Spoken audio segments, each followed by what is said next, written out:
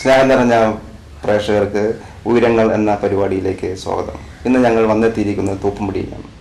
തൂപ്പുംപടിയിൽ വേമ്പടി stores എന്ന് പറയുന്നത് gift ഷോപ്പാണ്. അതുപോലെ തന്നെ വിയ സ്റ്റോഴ്സ് എന്ന് പറയുന്നത് നമുക്ക് എല്ലാവർക്കും അറിയാതെ കിച്ചൻ്റെ എക്സ്ക്ലൂസീവായ ചെറിയൊരു ഷോറൂമാണ്.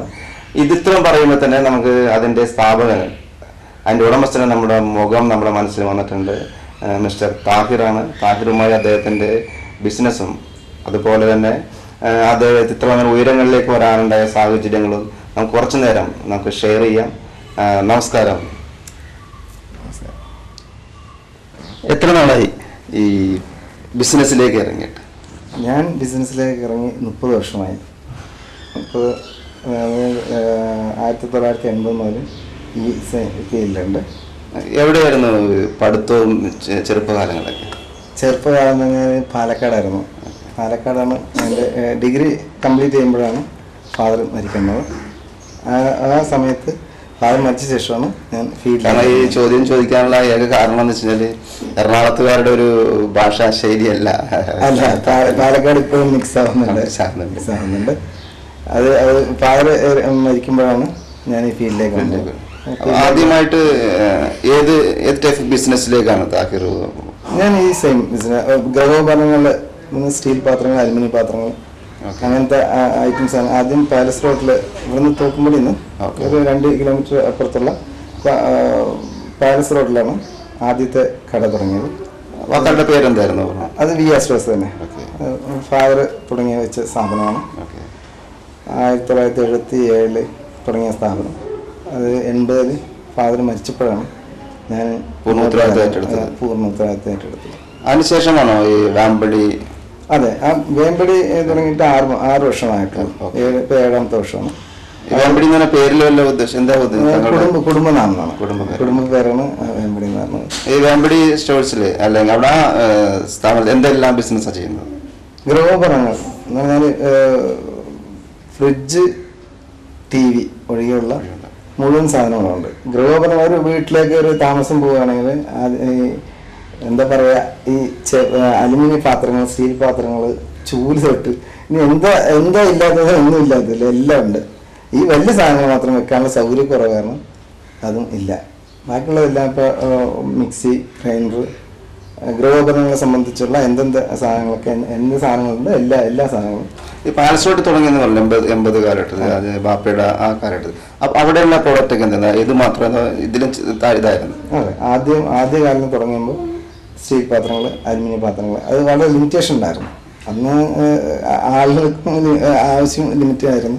അപ്പോൾ അലുമിനിയം പാത്രങ്ങൾ, സ്റ്റീൽ പാത്രങ്ങൾ, പ്രഷർ കുക്കർ, അത് എവിടെ നിന്നാണ് വാങ്ങിച്ചുകൊണ്ടിരുന്നത്? അന്ന് എറണാകുളത്ത് കമ്പനികളുണ്ട്, അലുമിനിയം പാത്രങ്ങളുടെ കമ്പനിയുണ്ട്.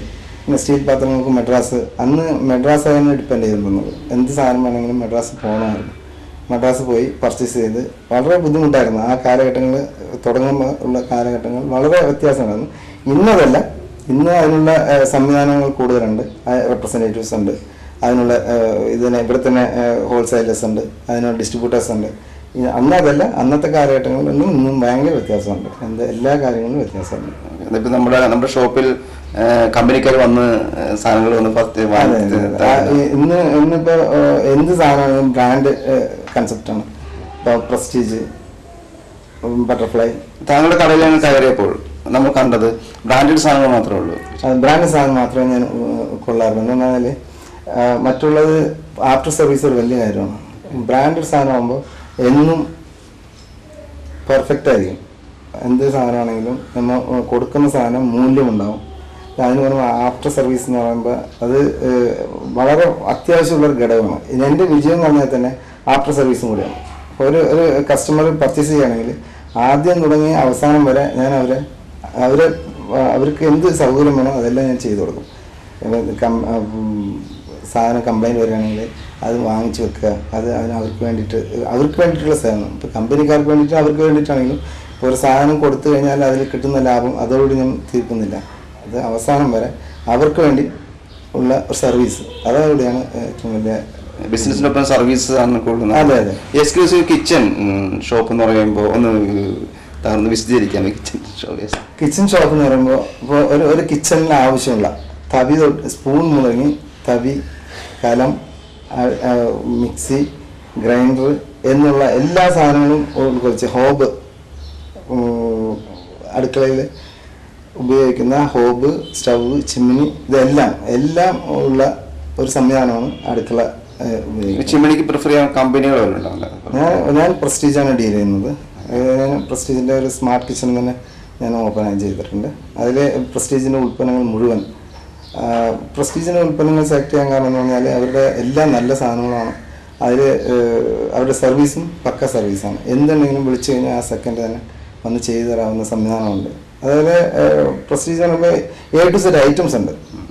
ഈ പറഞ്ഞ പോലെ ഫ്രിഡ്ജ്, ഞാൻ പറഞ്ഞില്ലേ, ഫ്രിഡ്ജ്, മറ്റേ TV ഒഴികെ ബാക്കിയുള്ള എല്ലാ സാധനങ്ങളും ഗൃഹോപകരണങ്ങളായിട്ട് പറയുകയാണെങ്കിൽ എല്ലാ സാധനങ്ങളും പ്രസ്റ്റീജിലുണ്ട്. അതുകൊണ്ട് പ്രസ്റ്റീജ് സ്മാർട്ട് കിച്ചൺ തന്നെ ഞാൻ തുടങ്ങാൻ കാരണം. മറ്റുള്ള കമ്പനികളുണ്ട് പ്രസ്റ്റീജ്. ഇപ്പോൾ പ്രീതി മിക്സിയിൽ എടുക്കുകയാണെങ്കിൽ പ്രീതിയാണ് ഏറ്റവും നല്ല ബ്രാൻഡായിട്ട് ഇപ്പോൾ നിലനിൽക്കുന്നത്. നല്ല സർവീസ്, നല്ല സാധനം, നന്നായിട്ട് അറിയുകയും ചെയ്യും. ആഫ്റ്റർ സർവീസ് സൂപ്പറാണ്. അതിൻ്റെ ബേസിൽ ഏറ്റവും കൂടുതൽ വിൽക്കുന്നത് പ്രീതി മിക്സിയാണ്. പ്രീതി, ബട്ടർഫ്ലൈ, പ്രസ്റ്റീജ്. അതുകൊണ്ടാണ് ബ്രാൻഡ് കൺസെപ്റ്റ് എനിക്ക് തോന്നുന്നത്. അത് മറ്റുള്ള കമ്പനികളിൽ വിൽക്കാറേ ഇല്ല. വേറെ ഇഷ്ടംപോലെ സാധനങ്ങളുണ്ട്, വേറെ ബ്രാൻഡുകൾ ഇഷ്ടംപോലെ. പക്ഷേ എനിക്ക് തോന്നുന്നു വിയാ സ്റ്റോഴ്സിൽ ഏറ്റവും കൂടുതൽ വരുന്ന കസ്റ്റമേഴ്സ് സ്ത്രീകളായിരിക്കുള്ളൂ. അവരുടെ മനസ്സേശം താങ്കൾക്ക് അറിയാനും പറ്റും. അപ്പോൾ അവർക്ക് അല്ലെങ്കിൽ അവരുടെ സജഷൻസ് ഒക്കെ സ്വരൂപിക്കാറുണ്ടോ, അല്ലെങ്കിൽ അവർക്ക് ഇന്ന സാധനം ഇന്നത് വാങ്ങിക്കണമെന്ന്? തീർച്ചയായും എൻ്റെ വിജയം എന്ന് പറയുന്നത് തന്നെ അത് തന്നെ. എൻ്റെ കസ്റ്റമേഴ്സും സ്ത്രീകളാണ്, ഏറ്റവും കൂടുതൽ സ്ത്രീകളായിട്ടാണ് ഞാൻ ഇടപെടുന്നത്. അവരുടെ എന്താണ് അവരുടെ താല്പര്യം എന്നുള്ള നന്നായിട്ട് മനസ്സിലാക്കിയിട്ടാണ് ഞാൻ കച്ചവടം ചെയ്യുന്നത്. അതുകൊണ്ടാണ് എൻ്റെ വിജയം അത് തന്നെ. ഇന്ന് ഇത്രയും ഒരു ഉയരത്തിൽ എത്തുക എന്നുള്ളത് അത് ഒരു വലിയ സംഭവം തന്നെയാണ്. അതിന് ഏറ്റവും കൂടുതൽ സ്ത്രീകളും എൻ്റെ ഉപഭോക്താക്കളാണ് അതിൻ്റെ വിജയം എനിക്ക് നേടി. എനിക്ക് തോന്നുന്നത് താങ്കളുടെ ഈ കട കാണുമ്പോഴും കടയിൽ വരുന്ന കസ്റ്റമേഴ്സിനും കമ്പനിയെക്കാട്ടും കൂടുതൽ അറിവ് താങ്കൾക്കാണ്. കമ്പനിയുടെ റെപ്രസെൻറ്റേറ്റീവിനെക്കാട്ടും കൂടുതൽ അറിവ് ആ കമ്പനിയുടെ പ്രൊഡക്റ്റിനെ പറ്റി താങ്കൾക്കാണെന്ന് തോന്നുന്നു. കാരണം അത്രയധികം വർഷങ്ങളായിട്ട് സ്റ്റഡീഡ് ആണെന്ന് തോന്നുന്നു. തീർച്ചയായിട്ടും അത് കമ്പനിക്കാരും പറയാറുണ്ട്. അത് ഏറ്റവും കൂടുതൽ ഇപ്പോൾ ആ എക്സ്പീരിയൻസ് കൂടെ ഉണ്ട്. അതിന് പുറമെ അതിന് ഓരോ ഉൽപ്പന്നം എടുക്കുകയാണെങ്കിൽ അതിനെക്കുറിച്ച് കംപ്ലീറ്റ് സ്റ്റഡി ചെയ്യാതെ ഞാൻ വിൽക്കാറില്ല. എല്ലാ സാധനത്തിനെ കുറിച്ച് അതിനെക്കുറിച്ച് പൂർണ്ണ ബോധ്യം ഉണ്ടെങ്കിൽ മാത്രമേ ഞാൻ വിൽക്കാറുള്ളൂ. അത് നല്ലതാണ് എനിക്ക് ബോധ്യം വന്നു. ഒരു സാധനം പുതിയതായിട്ട് ഇറങ്ങുമ്പോൾ ആ ഉടനെ എടുത്ത് ഞാൻ വിൽക്കാറില്ല. എപ്പോഴും നല്ല സാധനം, നല്ല പ്രോഡക്റ്റ് എന്ന് എനിക്കും കൂടി വിശ്വാസം വരുമ്പോൾ മാത്രമേ ഞാൻ വിൽക്കാറുള്ളൂ. അതുകൊണ്ടാണ് ഞാൻ കൊടുക്കുന്ന ഇതിൽ ഉപഭോക്താക്കൾ, എൻ്റെ കസ്റ്റമേഴ്സ് വിശ്വാസമുള്ളത്. ആ വിശ്വസ്തത ഒരിക്കലും നഷ്ടപ്പെടുത്താറില്ല. അതുതന്നെ നമ്മളിപ്പോൾ പുതിയ വീടുകൾ, ഇപ്പോൾ എല്ലാവരും സ്വപ്നമാണ് പുതിയ വീട് വെക്കുന്നത്. വീട് വെച്ചാൽ വീടിനകത്തിരിക്കുന്ന പ്രോഡക്ട്സാണ് ഏറ്റവും വലിയ ഐശ്വര്യം. പ്രത്യേകിച്ച് എല്ലാവരും വന്നിട്ട് ഒരു വീട്ടിൽ വന്നിട്ട് ആദ്യം നോക്കുന്നത് അടുക്കളയായിരിക്കുള്ളൂ. കാരണം അടുക്കള എത്രത്തോളം ഐശ്വര്യമായിരിക്കും അത്രത്തോളം ഐശ്വര്യമായിരിക്കും ആ കുടുംബത്തിലെ ഐശ്വര്യം. അതിനോടൊപ്പം തന്നെ താങ്കൾ ഒരു ഗിഫ്റ്റ് കൂടെയുണ്ട്. എന്തെല്ലാം ടൈപ്പ് ഗിഫ്റ്റാണ്? ഗിഫ്റ്റ് ചൈനീസ് പ്രോഡക്റ്റാണ് ഏറ്റവും കൂടുതൽ ഗിഫ്റ്റായിട്ട് വരുന്നത്.